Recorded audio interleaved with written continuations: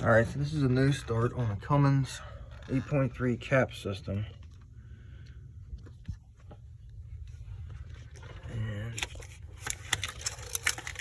changing this suppressor diode. So we gotta track down and make sure we get the right wires here off the harness hooked up to the new one.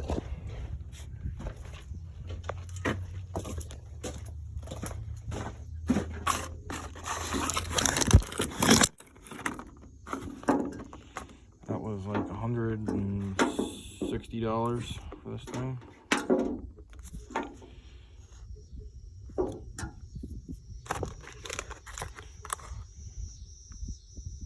Surge suppressor. Alright, so on this 8.3 Cummins, we want to do the control valve click test. Find out what's going on here.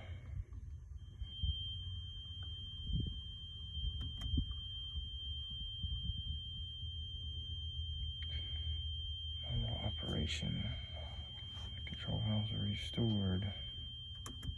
Section.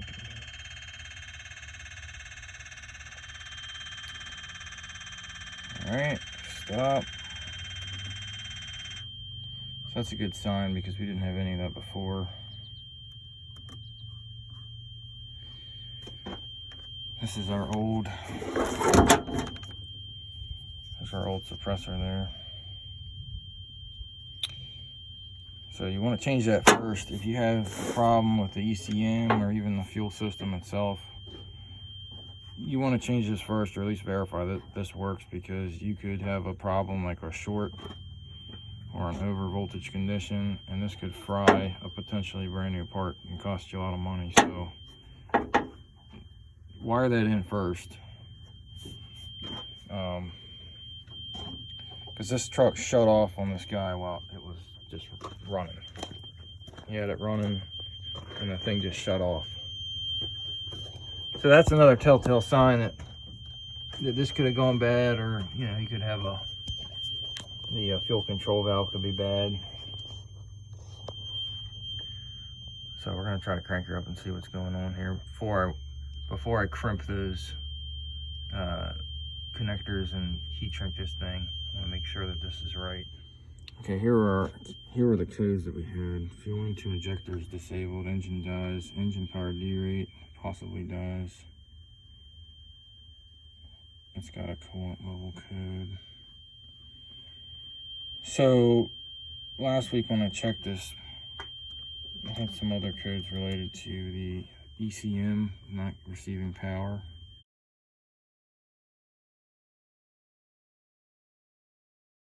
I'm gonna see if she cranks up here.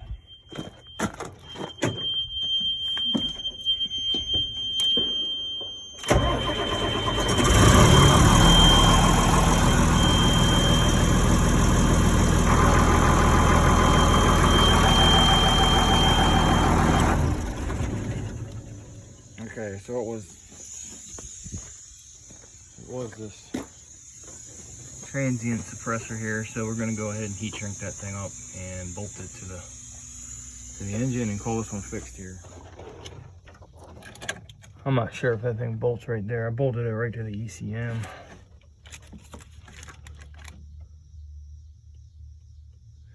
The old one was just hanging down, so I'm not really sure whether that goes there or not, but it's bolted up,